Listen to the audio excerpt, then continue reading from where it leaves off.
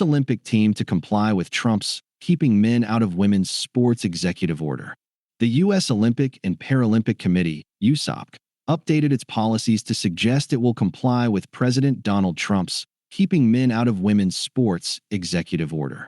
The USOC's transgender eligibility policy page now includes a note that reads, "As of July 21, 2025, please refer to the USOC Athlete Safety Policy." That policy does not lay out any clear guidelines regarding trans inclusion in women's sports. However, it does include one paragraph that directly cites President Donald Trump's Keeping Men Out of Women's Sports executive order. USOC will continue to collaborate with various stakeholders with oversight responsibilities to ensure that women have a fair and safe competition environment consistent with Executive Order 14201.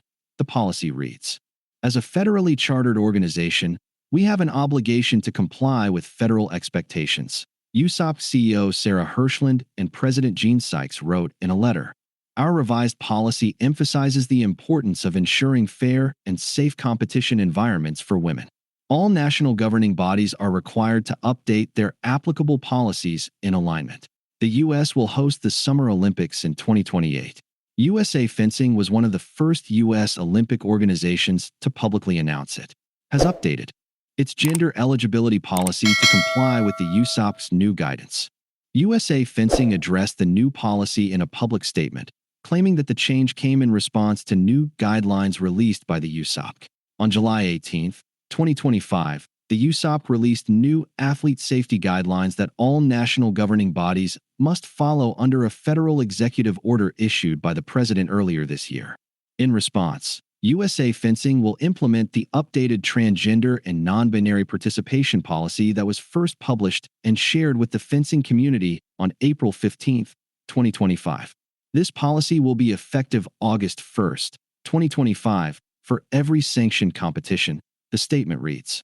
"We remain firmly committed to respect, fairness, and athlete well-being. This update, mandated by the USOC, aligns our sport with current national standards while keeping community support at the forefront."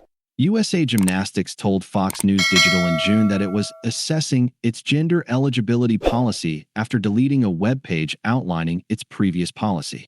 In May, USAG removed its policy to assess compliance with the current legal landscape, a spokesperson said. That organization came under heavy public scrutiny after Olympic gold medalist Simone Biles ignited a viral feud with former NCAA swimmer and conservative activist Riley Gaines on social media over the issue of trans athlete inclusion.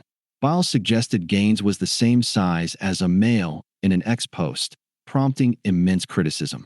USA Track and Field, USATF, official transgender eligibility policy, now references the World Athletics Guidelines on its official webpage.